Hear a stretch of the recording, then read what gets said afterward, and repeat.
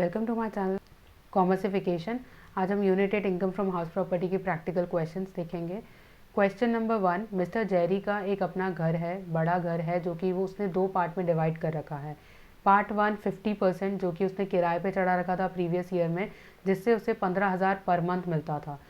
पर यही पार्ट उसने 3 महीने के लिए अपने पर्सनल पर्पज़ के लिए यूज़ किया। अनरियलाइज रेंट 1000 गिवन है, मतलब कि किराएदार से 1000 रुपये रिसीव नहीं हुए थे पिछले साल। उसके बाद पार्ट 2 जो है 50%, मतलब जो आधा घर है उसने सेल्फ ऑक्यूपाइड कर रखा था। इसका मतलब क्या हुआ, 2 पार्ट में डिवाइड किया था। आधा पार्ट लेट आउट किया था थोड़े समय के लिए और आधा पार्ट पूरी तरीके से सेल्फ ऑक्यूपाइड था प्रीवियस ईयर में। और म्यूनिसिपल वैल्यूएशन गिवन है 4 लाख रुपीज़, फेयर रेंट है 2 लाख और म्यूनिसिपल टैक्सेस है 30,000। ये सारी इन्फॉर्मेशन पूरे घर की है, ठीक है। तो इस बात का ध्यान रखना कैलकुलेशन करते वक्त। अब हम सॉल्यूशन देखते हैं। पार्ट 1 का देखेंगे पहले, जो कि लेट आउट था घर। एक्सपेक्टेड रेंट निकालेंगे। सबसे पहले एक्सपेक्टेड रेंट कैसे निकाला जाता है, म्यूनिसिपल वैल्यूएशन और फेयर रेंट में जो बड़ा होता है वही हमारा एक्सपेक्टेड रेंट होता है। इस केस में म्यूनिसिपल वैल्यू में 2 लाख लूँगी, 4 लाख नहीं लूँगी, क्योंकि मैंने जैसा बताया 4 लाख पूरे घर का गिवन है और हम पार्ट 1 हमारा सिर्फ केवल 50% है, इसीलिए मैं इसका 50% कंसीडर करूँगी। तो मेरे लिए म्यूनिसिपल वैल्यूएशन पार्ट 1 के लिए हो जाएगी 2 लाख। फेयर रेंट कितना हो जाएगा, 1 लाख हो जाएगा, क्योंकि पूरे घर का 2 लाख गिवन है और मुझे केवल अभी पार्ट 1 का कैलकुलेशन करना है, तो मैं कितना कंसीडर करूँगी, 1 लाख। तो फिर फेयर रेंट और म्यूनिसिपल वैल्यूएशन में दोनों में से ज़्यादा क्या है, म्यूनिसिपल वैल्यू 2 लाख आई है हमारी और फेयर रेंट 1 लाख है, तो उन दोनों में से ज़्यादा कितना हुआ, 2 लाख हुआ। उसके बाद नेक्स्ट चीज़ हमें देखनी होती है actual rent. 15,000 per month rent मिलता था प्रीवियस ईयर में, पर केवल 9 महीने का रेंट मिला है। जैसा मैंने आपको बताया था 3 महीने के लिए पार्ट 1 जो है मिस्टर जेरी ने अपने पर्सनल यूज़ के लिए किया था, इसीलिए उसको सिर्फ केवल 9 महीने का ही किराया मिला होगा, इसीलिए यहाँ पे 1,35,000 आया। उसके बाद ग्रॉस एनुअल वैल्यू कैसे निकलती है, एक्सपेक्टेड रेंट और एक्चुअल रेंट में से जो बड़ा होगा हमारा वो ग्रॉस एनुअल वैल्यू होता है, और इस केस में 2 लाख मेरी ग्रॉस एनुअल वैल्यू हो गई, ठीक है। फिर माइनस कर देंगे हम अनरियलाइज रेंट, 1000 रुपीज़ जो था किराया हमें नहीं मिला था अपने किराएदार से, तो मैंने 1000 माइनस कर दिया। प्रॉपर्टी टैक्स क्वेश्चन में 32,000 गिवन है, पर मैं केवल इसका आधा ही लूँगी, क्योंकि हम केवल पार्ट 1 का निकाल रहे हैं जो कि 50% है, प्रॉपर्टी का आधा भाग है, इसीलिए हमें जो डिडक्शन मिलेगी 16,000 रुपये मिलेगी। 32,000 का डिवाइड कर दो 2 से या 50% निकाल दो, 16,000 आता है। तो हमारे पास ग्रॉस एनुअल वैल्यू या इसे नेट एनुअल वैल्यू भी कह सकते हैं, ग्रॉस एनुअल वैल्यू या नेट एनुअल वैल्यू आपकी आ जाएगी 1,83,000। उसके बाद हमें डिडक्शन मिलती है अंडर सेक्शन 24, जो कि क्या होती है, सबसे पहले डिडक्शन होती है स्टैंडर्ड डिडक्शन 30% ऑफ NAV, जो कि हमने निकाला है 1,83,000 का, इसका 30% निकाल दोगे उतनी आपको डिडक्शन मिल जाएगी, 54,900 आता है। दूसरी डिडक्शन हमें इंटरेस्ट पे मिलती है, अगर आपने कोई लोन ले रखा है प्रॉपर्टी को बनाने का या फिर ख़रीदने का, तो सेकंड डिडक्शन वो मिलती है, पर इस केस में हमने कोई लोन नहीं ले रखा है, तो केवल एक ही डिडक्शन मिलेगी जो कि है 30% ऑफ NAV। तो हमारे पास इनकम फ्रॉम हाउस प्रॉपर्टी कितनी आ जाती है पार्ट 1 से, 1,28,100।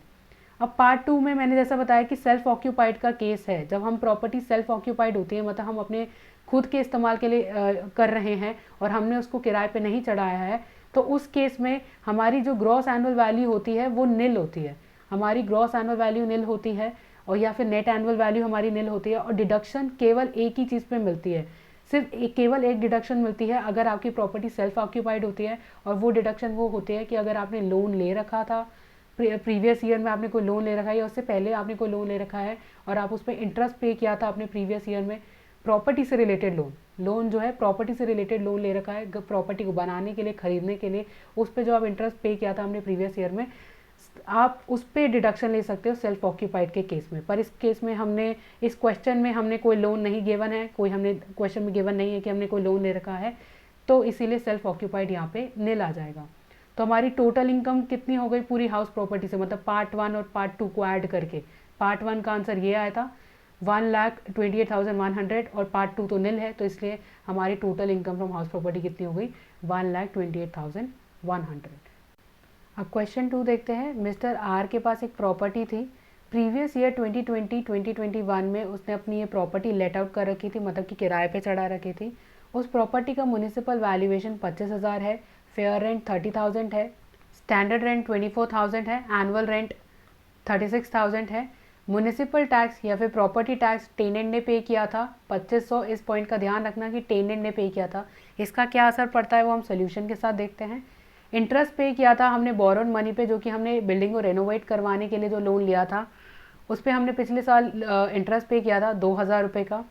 फायर इंश्योरेंस प्रीमियम 1000 है, और एक महीने के लिए हमारा घर खाली भी पड़ा रहा था पिछले साल। इसका कैलकुलेशन कैसे होगा वो देखते हैं।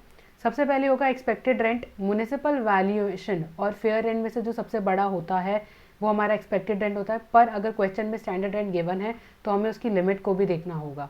इस केस में म्युनिसिपल वैल्यूएशन 25,000 है और फेयर रेंट 30,000 है, तो इन दोनों में से बड़ा क्या हुआ, 30,000 हुआ।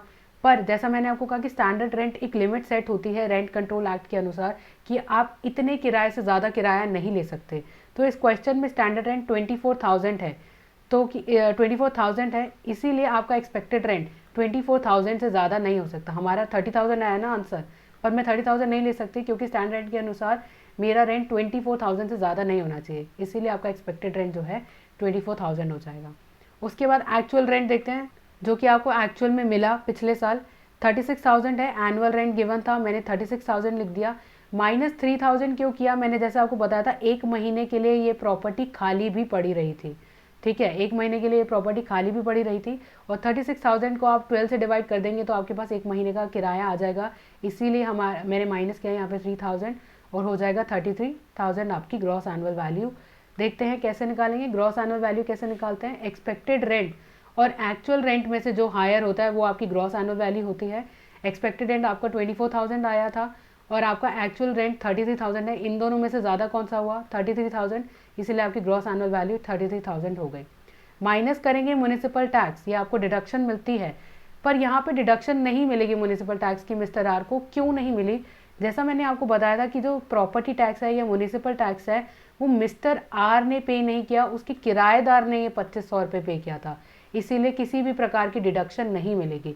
तो इस बात का ध्यान रखना कि अगर उस घर का मालिक म्युनिसिपल टैक्स पे करता है या प्रॉपर्टी टैक्स पे करता है कि तभी आपको डिडक्शन मिलेगी, अदरवाइज अगर आपका टेनेंट पे कर रहा है तो आपको डिडक्शन नहीं मिलेगी। तो हमारी नेट एनुअल वैल्यू कितनी हो जाएगी, 33,000 ही रहेगी। फिर डिडक्शन मिलती है अंडर सेक्शन 24। पहली डिडक्शन होती है स्टैंडर्ड डिडक्शन, जो कि 30% ऑफ एनएवी होता है। एनएवी का मतलब ये 33,000 जो हमने कैलकुलेट किया है। आपका आंसर आ जाएगा 9900, जितनी आपको डिडक्शन मिलेगी, प्लस एक और डिडक्शन मिलेगी अंडर सेक्शन 24, जो कि आपने इंटरेस्ट पे किया था पिछले साल। आपने जो मनी बोरो किया था रेनोवेशन करवाने के लिए, आपने 2,000 रुपये का इंटरेस्ट पे किया था, तो मैं माइनस कर दूंगी 2,000, तो आपके पास इनकम फ्रॉम हाउस प्रॉपर्टी आ जाएगी 21,100 रुपये। ठीक है, इस क्वेश्चन में हमारे पास फायर इंश्योरेंस प्रीमियम में गिवन था, इसका कुछ भी लेना देना नहीं है हमारे इनकम फ्रॉम हाउस प्रॉपर्टी से। ठीक है, नेक्स्ट क्वेश्चन में चलते हैं। अब क्वेश्चन 3 देखते हैं। मिस्टर टॉम के पास एक प्रॉपर्टी थी लखनऊ में, 3/4 पार्ट सेल्फ ऑक्यूपाइड थी फुल ईयर के लिए, और 1/4 पार्ट जो थी लेट आउट की थी प्रॉपर्टी 1 अप्रैल 2020 से लेके 31 दिसंबर 2020 तक।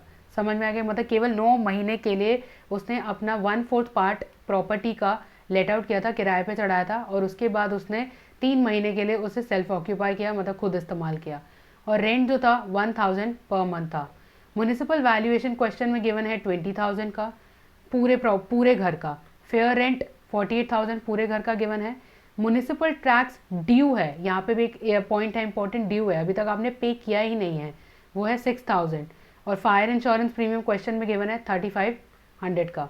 हमने एक लोन लिया था 1 लाख का, जो कि 1/4/2008 को लिया था 9% का, 9% पर एनम पे प्रॉपर्टी को कंस्ट्रक्ट करवाने के लिए, और ये प्रॉपर्टी कंप्लीट हुई थी 28/3/2009 को। ठीक है, और अब तक 1 लाख रुपए में से कुछ भी मिस्टर टॉम ने पे नहीं किया है, मतलब जो 1 लाख रुपए उसने लोन लिया था 1 लाख रुपए अभी तक पे नहीं किए हैं। ठीक है, इस केस में हम इनकम फ्रॉम हाउस प्रॉपर्टी कैसे निकालेंगे वो देखते हैं। सबसे पहले 3/4 पार्ट जो है हमारा सेल्फ ऑक्यूपाइड का, वो देखते हैं।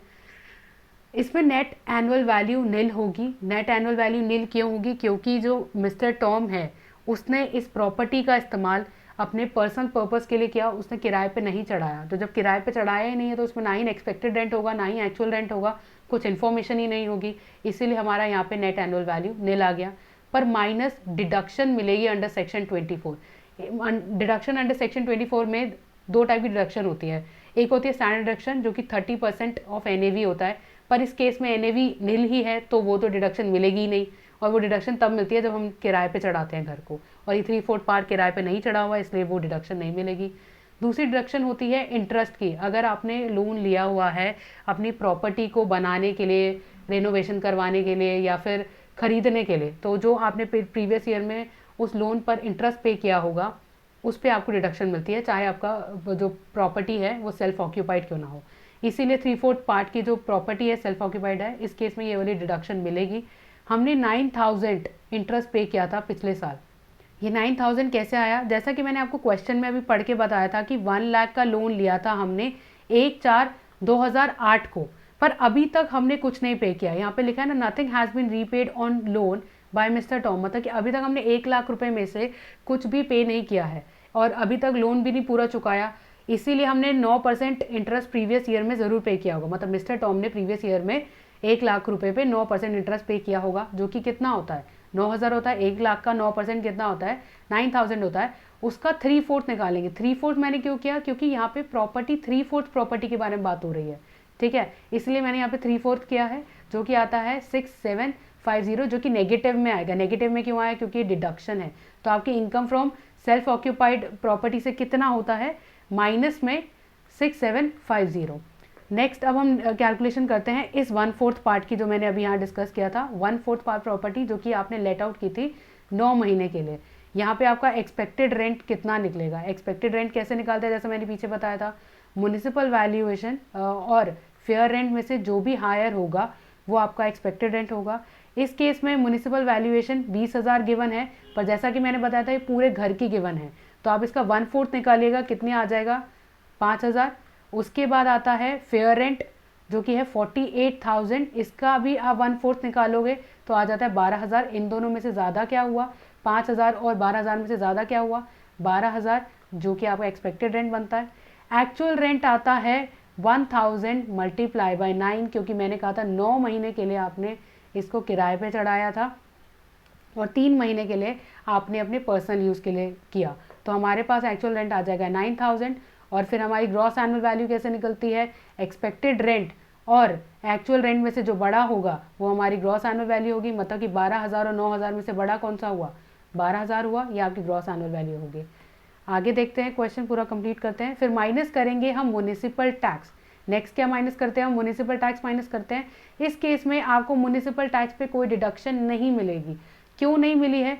क्योंकि म्युनिसिपल टैक्स तो अभी तक ड्यू है, आपने कुछ पे ही नहीं किया। म्युनिसिपल प्रॉपर्टी टैक्स आपने प्रीवियस ईयर में पे नहीं किया, मतलब मिस्टर टॉम ने प्रीवियस ईयर में म्युनिसिपल टैक्स पे नहीं किया है, तो इसीलिए इस केस में म्युनिसिपल टैक्स का कोई डिडक्शन नहीं मिलेगा, ठीक है। तो मैंने आपको एक और पहले जो क्वेश्चन 2 में ही बताया था कि अगर आपका म्युनिसिपल टैक्स आपका किराएदार पे करता है तो भी आपको डिडक्शन नहीं मिलेगी, और अगर आपने म्युनिसिपल टैक्स पे ही नहीं किया प्रीवियस ईयर में तो उस पर भी आपको डिडक्शन क्या मिलेगी? नील होगा, ठीक है। तो आपके पास NAV आ जाएगा, मतलब नेट एनुअल वैल्यू 12,000 आ जाएगी। फिर माइनस होगा डिडक्शन अंडर सेक्शन 24। पहली डिडक्शन होती है स्टैंडर्ड डिडक्शन, जो कि 30% ऑफ NAV होता है। NAV का मतलब हुआ जो हमारा 12,000 आया, इसका 30% निकालेंगे, जो कि आ जाता है 3,600, ठीक है। उसके बाद इंटरेस्ट, नेक्स्ट डिडक्शन क्या होती है? इंटरेस्ट। जैसा कि मैंने पीछे बताया था, हमारी इंटरेस्ट कितना आ रहा था? 9,000 आ रहा था। 1 लाख का 9%, उसका 1/4 पार्ट, क्योंकि 3/4 पार्ट हमने वहाँ पे पहले वाले इसमें देखा था, दिखाती हूँ। हमने 1/4 पार्ट यहाँ पे लिया था, 3/4 पार्ट, सॉरी 3/4 पार्ट हमने यहाँ पे लिया था, और 1/4 पार्ट का प्रॉपर्टी का हम यहाँ पे लेंगे इंटरेस्ट। इस पे भी आपको डिडक्शन मिलेगी, आपकी डिडक्शन हो जाएगी 2,250। तो आपके पास इनकम फ्रॉम हाउस प्रॉपर्टी कितनी हो जाएगी? 1/4 पार्ट से 6,150 पॉजिटिव में। अब हम टोटल प्रॉपर्टी का निकालते हैं। टोटल प्रॉपर्टी का मतलब क्या है? क्योंकि पूरे प्रॉपर्टी के बारे में बात होती है, तो अब हम टोटल प्रॉपर्टी का निकालेंगे। मतलब 3/4 प्रॉपर्टी से आपका क्या आंसर आया था और 1/4 प्रॉपर्टी से क्या आंसर आया। आपने देखा कि 3/4 प्रॉपर्टी से हमारा नेगेटिव में आ रहा था 6,750, और 1/4 पार्ट से हमारा पॉजिटिव में आंसर आया 6,150। तो इसका मतलब क्या हुआ? आपका जो टोटल इनकम नहीं आई आपकी हाउस प्रॉपर्टी से, आपका टोटल लॉस आया है 600 रुपये का। फिर ये आप अपनी टोटल इनकम से माइनस कर देना। समझ में आ गया? अब इस क्वेश्चन में एक और इम्पॉर्टेंट बात बतानी है, ये लोन से रिलेटेड। आपने अगर आपने मेरी प्रीवियस वीडियो देखी है तो उसमें मैंने बताया था कि अगर आपने लोन जो होता है कंस्ट्रक्शन के लिए लिया होता है तो उसमें 2 प्रकार की डिडक्शन मिलती है इंटरेस्ट पर। इंटरेस्ट पर दो प्रकार की डिडक्शन मिलती है। एक तो नॉर्मल इंटरेस्ट वाली डिडक्शन होती है, मतलब जो आपने पिछले साल इंटरेस्ट पे किया होगा अपने लोन पे, एक तो वो नॉर्मल वो वाली डिडक्शन मिलती है, और एक दूसरी डिडक्शन मिलती है प्री कंस्ट्रक्शन पीरियड की। प्री कंस्ट्रक्शन पीरियड क्या होता है कि आपने लोन कब लिया और आपकी प्रॉपर्टी कब कंप्लीट हुई, उससे पहले वाला फाइनेंशियल ईयर। जैसे इस केस में आपने लोन 1/4/2008 को लिया था और आपकी प्रॉपर्टी बनी थी 28/3/2009 को, ठीक है। तो इस केस में हमें एक और डिडक्शन मिलती थी। वो कैसे निकालते थे कि हमने जितना लोन लिया था उसका आप इंटरेस्ट निकालोगे, जैसे 1 लाख है इस केस में, उसका 9% निकालोगे तो आता है 9,000, ठीक है। फिर 9,000 को हम 5 इंस्टॉलमेंट्स में, मतलब 5 ईयर्स के लिए आपको इन डिडक्शन मिलती थी, ठीक है। पर इस केस में वो डिडक्शन नहीं मिलेगी क्योंकि वो 5 ईयर्स कंप्लीट ऑलरेडी हो चुके हैं। अगर ये आपको पॉइंट समझ में नहीं आ रहा है तो क्वेश्चन 4 में बताऊंगी तो समझ में आ जाएगा। फिर भी आप समझ लीजिए, अगर आप लोन लेते हैं कंस्ट्रक्शन के लिए, अगर आपने प्रॉपर्टी लोन लिया है, प्रॉपर्टी को बनाने के लिए लोन लिया है, तो इस केस में आपको 2 डिडक्शन मिलती है। पहली डिडक्शन है इंटरेस्ट वाली, 2 डिडक्शन मिलती है। एक तो आपको नॉर्मल मिलती है, जो प्रीवियस ईयर में आपने जो नॉर्मल इंटरेस्ट पे किया था अपने लोन पर, वो डिडक्शन मिलेगी। और दूसरी डिडक्शन आपको मिलती है प्री कंस्ट्रक्शन पीरियड की। प्री कंस्ट्रक्शन पीरियड क्या होता है, जिस डेट पे आपने लोन लिया और जब आपकी प्रॉपर्टी पूरी हुई उससे पहले वाला फाइनेंशियल ईयर, उस तक का हम इंटरेस्ट कैलकुलेट करते हैं। उसे फिर हम डिवाइड करते हैं 5 से, और जितना इंटरेस्ट आता है आपको 5 साल के लिए उतना डिडक्शन आपको मिलता रहेगा। लेकिन इस केस में हमारी प्रॉपर्टी 2009 में पूरी हो गई थी। अगर हम इसमें कैलकुलेशन भी करते हैं प्री कंस्ट्रक्शन पीरियड का, तो वो 5 ईयर्स के लिए जो हमें डिडक्शन मिली थी वो ऑलरेडी कंप्लीट हो चुकी होगी। इसीलिए मैंने वो इसमें प्री कंस्ट्रक्शन पीरियड नहीं निकाला है। क्वेश्चन समझ में नहीं आया तो क्वेश्चन 4 में मैंने ये पॉइंट डाला है कि इसका कैलकुलेशन कैसे करते हैं, ठीक है। आई होप ये क्वेश्चन 3 आपको समझ में आ गया कि इस केस में हमारा जो हाउस प्रॉपर्टी से लॉस आ रहा था, लॉस कैसे आया था, क्योंकि 3/4 प्रॉपर्टी का जो हमने कैलकुलेशन किया था सेल्फ ऑक्यूपाइड का, फिर से दिखा देती हूँ, उसका आंसर नेगेटिव में था 6750, और जो 1/4 प्रॉपर्टी का आंसर आया था वो पॉजिटिव में था 6150, जो कि 3/4 पार्ट से कम है। जैसा कि आप देख सकते हो 6750 से कम है, तो इसीलिए हमारा आंसर नेगेटिव में आया है। और फिर आप ये अपने टोटल इनकम जो बाकी सोर्सेज से है, आपकी सैलरी से या फिर कैपिटल गेन से या अदर सोर्सेज से, आप उससे माइनस कर सकते हैं। आगे ये वाला क्वेश्चन 4 बहुत इंपॉर्टेंट है क्योंकि ये कंस्ट्रक्शन वाले लोन से रिलेटेड है, और आपकी जो कन्फ्यूजन है वो भी दूर हो जाएगी। जो मैंने अभी पीछे शायद आपको कन्फ्यूज़ कर दिया है, वो भी कन्फ्यूजन दूर हो जाएगी। तो पढ़ते हैं क्वेश्चन नंबर 4। अलाया की प्रॉपर्टी है दिल्ली में, उसका म्यूनिसिपल वैल्यूएशन है 1,20,000, फेयर रेंट है 1,44,000, म्यूनिसिपल टैक्स पे किया था अलाया ने 18,000 का, फायर इंश्योरेंस प्रीमियम 10,000 है जिससे हमें कोई लेना देना नहीं है, रिपेयर हुई थी 12,000 की, इससे भी लेना देना नहीं है, और ये प्रॉपर्टी 3 महीने के लिए खाली भी रही थी। ये प्रॉपर्टी 3 महीने के लिए खाली रही थी, पर अलाया ने इसको अपने पर्सनल पर्पज़ के लिए यूज़ नहीं किया। इस बात का ध्यान रखना क्योंकि डिफरेंस होता है। रेंट जो मिलता था 15,000 रुपये पर मंथ मिलता था। लोन लिया है 3 लाख रुपए का, जो कि हमने लिया था 1 अप्रैल 2018 को 12% पर एनम पे कंस्ट्रक्शन के लिए, प्रॉपर्टी की कंस्ट्रक्शन के लिए। और प्रॉपर्टी जो है हमारी 28/3/2020 को बन गई थी, और 50% का लोन अब तक अलाया पे कर चुकी है 31/3/2020 तक। 31/3/2020 तक अलाया 50% लोन पे कर चुकी है। तो इस केस में हम कैसे कैलकुलेशन करेंगे वो देखते हैं। सबसे पहले हम देखेंगे एक्सपेक्टेड रेंट। एक्सपेक्टेड रेंट कैसे निकालते हैं, म्यूनिसिपल वैल्यूएशन और फेयर रेंट में से जो बड़ा होगा वो होता है। इस केस में हमारा म्यूनिसिपल वैल्यूएशन 1,20,000 है, फेयर रेंट है 1,44,000। इन दोनों में से बड़ा कौन सा हुआ, 1,44,000, तो मैं 1,44,000 ले लूँगी। अब एक्चुअल रेंट कितना है, 15,000 पर मंथ था जैसे क्वेश्चन में था, तो मैंने यहाँ पे 9 से मल्टीप्लाई किया है क्योंकि 3 महीने के लिए प्रॉपर्टी खाली रही थी। तो मेरा आंसर आता है एक्चुअल रेंट का 1,35,000। अब यहाँ पे एक बहुत इंपॉर्टेंट पॉइंट है जिसका ध्यान रखना है। ग्रॉस एनुअल वैल्यू हम नॉर्मली कैसे निकालते हैं, एक्सपेक्टेड रेंट और एक्चुअल रेंट में से जो बड़ा होता है वो हमारी ग्रॉस एनुअल वैल्यू होती है। इस केस में हमारा एक्सपेक्टेड रेंट 1,44,000 था और एक्चुअल रेंट 1,35,000 था। तो हमारी ग्रॉस एनुअल वैल्यू कितनी होनी चाहिए, 1,44,000 होगी। पर यहाँ पे हमारी ग्रॉस एनुअल वैल्यू 1,44,000 नहीं होगी, 1,35,000 होगी। जैसा कि मैंने प्रीवियस वीडियोस में समझाया है, अगर आपने प्रॉपर्टी लेट आउट की थी प्रीवियस ईयर में और वो कुछ पीरियड खाली रह जाती है, मतलब कुछ मंथ खाली पड़ी रह जाती है, और आप उसको अपने पर्सनल पर्पस के लिए भी यूज़ नहीं करते, आप सेल्फ ऑक्यूपाई नहीं करते हैं, तो उस केस में अगर आपका एक्चुअल रेंट एक्सपेक्टेड रेंट से कम भी है तो भी आपकी gross annual value actual rent के बराबर होगी।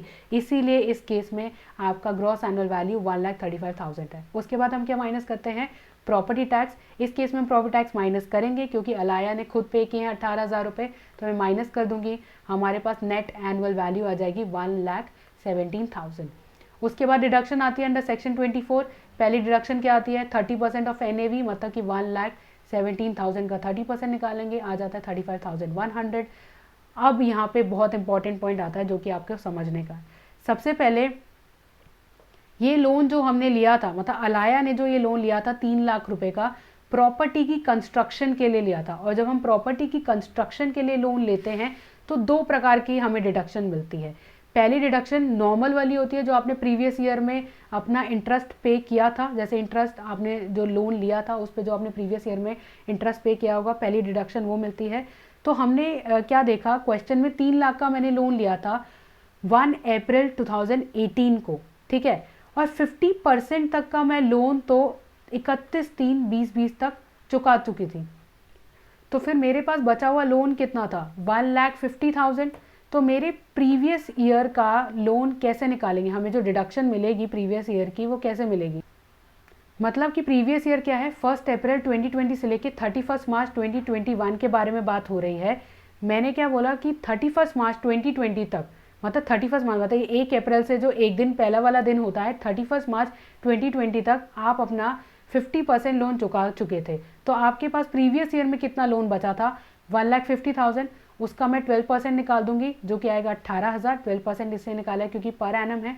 18,000 आपकी इंटरेस्ट आ जाएगा, इतनी आपको डिडक्शन मिलेगी। तो पहला डिडक्शन कैलकुलेशन समझ में आ गया 18,000 का। अब दूसरा सबसे इंपॉर्टेंट पॉइंट आता है प्री कंस्ट्रक्शन पीरियड का। जैसे मैंने अभी आपको क्वेश्चन 3 में समझाया था, प्री कंस्ट्रक्शन पीरियड में क्या देखना होता है कि आपने अपना लोन कब लिया था। इस क्वेश्चन में हमने लोन लिया था 1 अप्रैल 2018 को, ठीक है, 1 अप्रैल 2018 को मैंने अपना लोन लिया था। तो मैं प्री कंस्ट्रक्शन पीरियड में सबसे पहले 1 अप्रैल 2018 ले लूँगी। उसके बाद हमारा प्री कंस्ट्रक्शन पीरियड ख़त्म कब होता है, जब आपकी प्रॉपर्टी बन जाती है। इस केस में आपकी प्रॉपर्टी कब बनी थी, 28/3/2020 को। आपकी प्रॉपर्टी कंप्लीट हुई थी 28 मार्च 2020 को। इससे पहले वाला फाइनेंशियल ईयर लेना है। इससे पहले वाला फाइनेंशियल ईयर का मतलब क्या है कि 28/3/2020 कौन से फाइनेंशियल ईयर में आता है, पहले ये देख लो, कंफ्यूज नहीं होना है। आपकी प्रॉपर्टी बनी है 28/3/2020 को, जो कि कौन से फाइनेंशियल ईयर में आती है, 1 अप्रैल 2019 से लेके 31 मार्च 2020 के बीच में आता है। ये वाला डेट जो है इस वाले फाइनेंशियल ईयर में आती है। तो मैंने क्या कहा, इससे पहले वाला फाइनेंशियल ईयर आपको कंसीडर करना है। तो प्री कंस्ट्रक्शन पीरियड कैसे निकालते हैं, जब आपने एक्चुअल में अपना लोन लिया था और जब आपकी प्रॉपर्टी बनती है उससे पहले वाला फाइनेंशियल ईयर, जिस फाइनेंशियल ईयर में आपकी प्रॉपर्टी कंप्लीट होती है उससे पहले वाला फाइनेंशियल ईयर। तो इस केस में उससे पहले वाला फाइनेंशियल ईयर कौन सा होता है, 1 अप्रैल 2018 से लेके 31 मार्च 2019 का। तो मैं यहाँ पे पीरियड जो है 31 मार्च 2019 तक का लूँगी प्री कंस्ट्रक्शन पीरियड में। यही मैंने अपना यहाँ पे दिखाया है 31 मार्च 2019 तक, ठीक है। और ये कितने साल हो जाते हैं, ये 1 साल होता है, सिंपल है। ये तो 1 साल का हुआ, तो 1 साल का इंटरेस्ट हम कैलकुलेट कर लेंगे। 3 लाख हमारी तब तक लोन था, हमने तब तक कुछ भी पे नहीं किया था। जैसा कि मैंने आपको बताया था कि हमने 31/3/2020 को अपना आधा लोन पे किया है, इसका मतलब हमने उससे पहले कुछ नहीं पे किया था। तो यहाँ पे इसीलिए मैंने 3 लाख का 12% निकाला है जो कि आता है 36,000। फिर 36,000 को हम 5 से डिवाइड कर देंगे जो कि आ जाएगा 7200, और ये आपको 5 साल के लिए डिडक्शन मिलेगी। 7200 की आपको 5 साल तक डिडक्शन मिलेगी, मतलब असेसमेंट ईयर 2026 से लेके 2027 तक इस 7200 की डिडक्शन। यही चीज़ मैं आपको क्वेश्चन 3 में समझाना चाहती थी कि वो जो 5 टाइम्स की डिडक्शन थी उसका पीरियड ख़त्म हो चुका था, इसीलिए उस क्वेश्चन में आपको ये करने की ज़रूरत नहीं थी, प्री कंस्ट्रक्शन पीरियड का कैलकुलेशन करने की ज़रूरत नहीं थी, क्योंकि वो पीरियड जो था ऑलरेडी ख़त्म हो गया था और आप ऑलरेडी 5 डिडक्शन अवेल कर चुके होंगे। इसीलिए हमने उसमें प्री कंस्ट्रक्शन पीरियड का डिडक्शन नहीं लिया। पर इस केस में हम डिडक्शन लेंगे और माइनस कर देंगे 7200, और आपकी इनकम फ्रॉम हाउस प्रॉपर्टी 56,700 आ जाएगी, ठीक है। आई होप आपको ये क्वेश्चन अच्छे से समझ में आ गया होगा। ये बहुत इंपॉर्टेंट है प्री कंस्ट्रक्शन पीरियड का क्वेश्चन। अगर आपको फिर भी कन्फ्यूजन हो रही है तो आप ध्यान से कॉन्सेप्ट को समझें, ये क्वेश्चन बहुत आसान होते हैं करने। आई होप आपको मेरी ये वीडियो पसंद आई होगी। लाइक करें, शेयर करें, सब्सक्राइब करें मेरे चैनल कॉमर्सिफिकेशन को। और इसी के साथ इनकम फ्रॉम हाउस प्रॉपर्टी ख़त्म होती है। मिलते हैं नेक्स्ट वीडियो में। Bye bye.